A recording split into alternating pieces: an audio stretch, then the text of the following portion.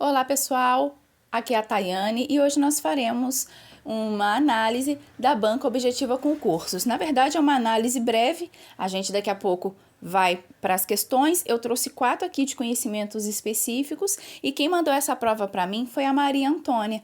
Então, tem um pessoal também que tem pedido bastante sobre a banca Consulplan. Eu também pretendo trazer, mas como a Maria Antônia já havia me mandado no finalzinho do outro mês, essa prova aqui da cidade, esqueci o nome da cidade, deixa eu ver aqui. Da cidade de Doutor Ricardo, no Rio Grande do Sul, município de Doutor Ricardo, Rio Grande do Sul, eu trouxe essa aqui primeiro. Bom, o que eu notei nessa banca?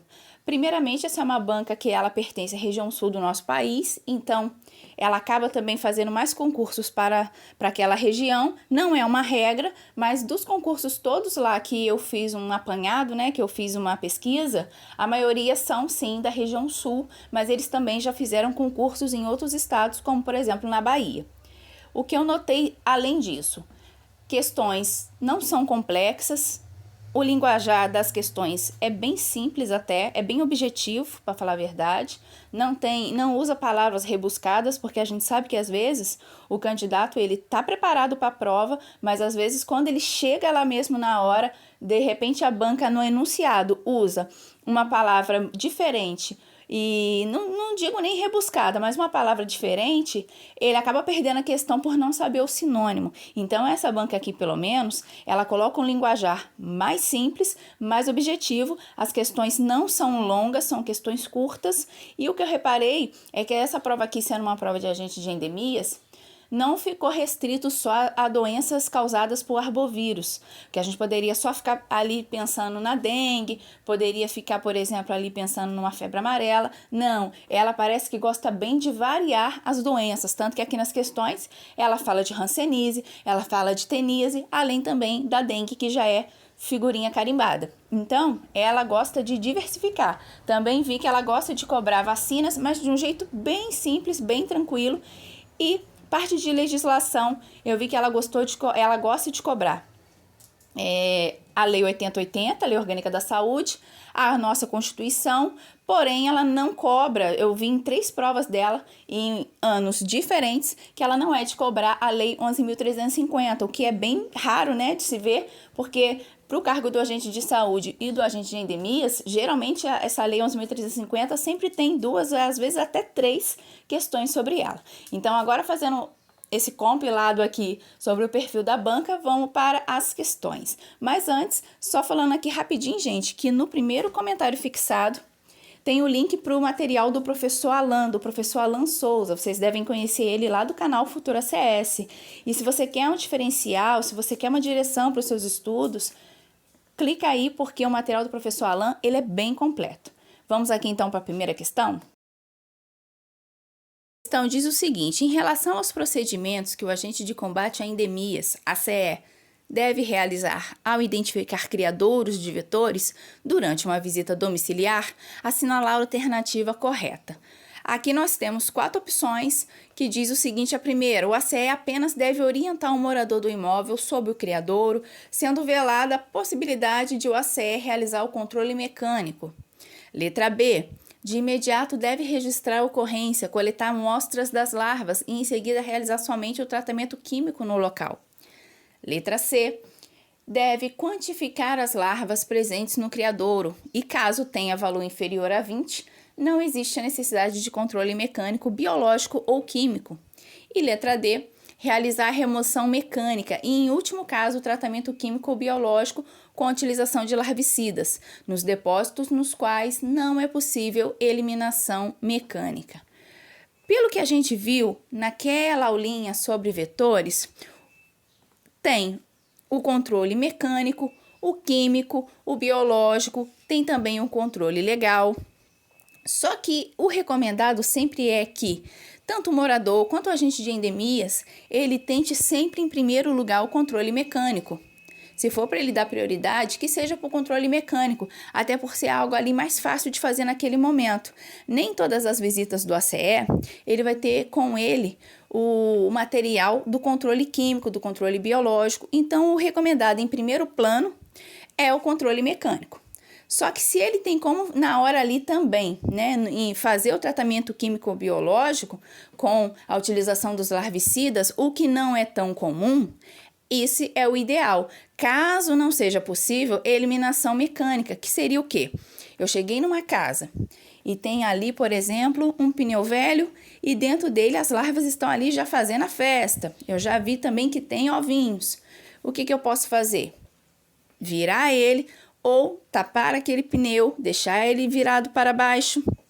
E aí eu vou estar conseguindo ali eliminar. O que eu fiz ali nesse momento? O controle mecânico. Se eu não pudesse fazer esse controle mecânico, aí sim usaria o larvicida. Então, qual é a correta aqui? A letra D, realizar a remoção mecânica. E, em último caso, o tratamento químico-biológico com a utilização de larvicidas nos depósitos nos quais não é possível a eliminação mecânica, porque também pode acontecer de ser um local em que eu não vou conseguir também ter acesso. Então, nesse caso, seria o controle químico ou também o controle biológico. Portanto, aqui é a letra D. Como eu falei com vocês agora há pouco, a gente percebe que os comandos das questões são curtos e as opções também não são longas. E é bem focado, é bem direcionado mesmo, são perguntas bem objetivas. E eu acho que isso é um ponto bem positivo para essa banca. A segunda questão, e aqui a gente vê que realmente a banca gosta de variar nas doenças que ela cobra, já vem falando da hanseníase. A hanseníase é uma doença crônica e contagiosa, podendo afetar qualquer pessoa. É caracterizada pela diminuição ou pela perda da sensibilidade da força muscular. E afeta principalmente mãos, braços, pernas, pés e olhos. Em geral, quanto tempo leva para que os sintomas se manifestem? Que de opções nós temos? Letra A, 6 meses a 1 ano, letra B, de 2 a 5 anos, letra C, de 7 a 10 anos e letra D, após 10 anos. A gente repara aqui que tem muito essa questão dos 10 anos nas duas opções, porque em algumas abordagens eles trazem isso. Só que, de acordo com a Sociedade Brasileira de Medicina de Família e Comunidade, o correto é de 2 a 5 anos, o que bate também com o gabarito aqui dessa prova. Uma questão curtinha. E a número 3, várias doenças bacterianas podem ser prevenidas pelo uso de imunizações que induzem a imunidade ativa ou passiva. A imunidade ativa ela é induzida por vacinas preparadas a partir de bactérias ou de seus produtos. A vacina recomendada para crianças de 0 a 6 anos de idade, cuja composição é bacteriana, é a... Então, aqui, basicamente, o que essa questão está pedindo? Essa questão, ela vai dar 4 opções, né? Ela já deu 4 opções. E dentre essas 4 opções, uma delas realmente é para combater uma doença bacteriana. As outras são para combater doenças causadas por vírus. Então, o que ela quer saber aqui é se dentre essas 4 vacinas, qual que você sabe que é para combater bactéria e qual você sabe que é para combater vírus. A hepatite B era causada por vírus. A influenza também é vírus. Até a influenza, por ser um pouquinho famosa, e nos últimos anos ela ficou mais famosa ainda, a gente já tem aquele costume de falar, por exemplo, assim, o vírus da influenza. Então, a gente já sabe que hepatite B e influenza é vírus. O rotavírus, o próprio nome já diz que ele é para vírus. Aí, o que sobra pra gente? A pneumocócica, que combate a pneumonia, que é uma doença bacteriana. Ou seja, aqui é uma questão relativamente fácil, pode num primeiro momento não parecer, mas ela é uma questão que ela é considerada fácil, porque aqui seria mais... mesmo que você não tivesse estudado nenhuma vacina para sua prova, mas você iria lembrar as coisas aqui, as doenças que são causadas por vírus e, consequentemente, a vacina que iria combatê-las também está ali como imunização, o vírus ou a bactéria. Portanto, aqui, nesse caso, é a letra C, a pneumocócica, que combate a pneumonia, tá bom? Então, a composição dela é bacteriana. E aqui na questão de número 4, fala sobre a teníase. Achei essa questão bem interessante e diz o seguinte: a teníase é uma doença parasitária popularmente conhecida como solitária e é causada pela forma adulta da Taenia solium ou da Taenia saginata.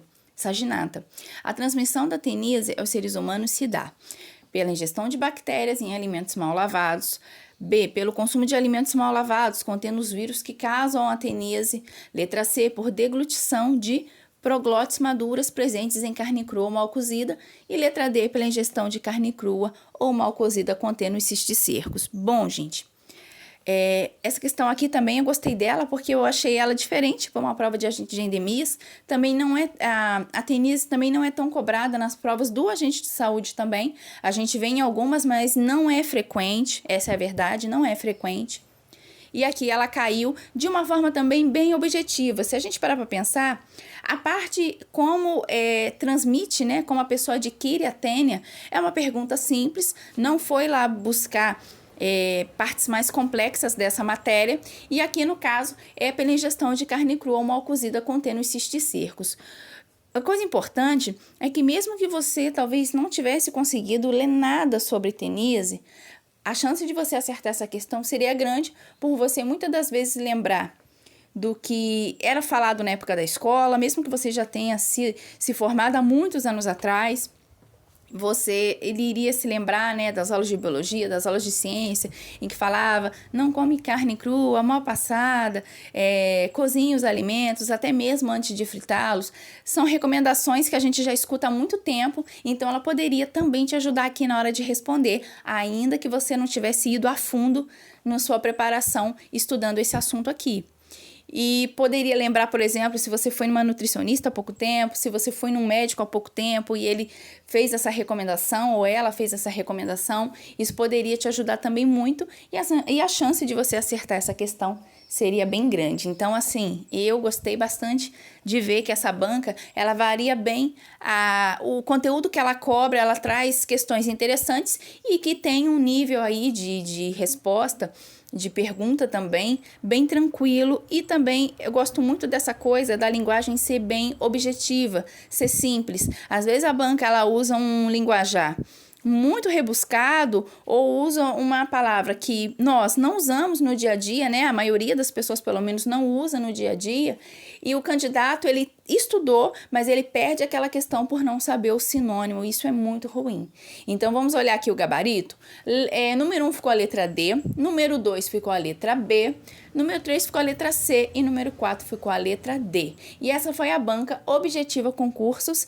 Pretendo trazer também da banca Consulplan, igual o pessoal tem pedido bastante, e eu espero aí que tenha ajudado vocês de alguma forma. Obrigado, gente, pela atenção de vocês e bons estudos!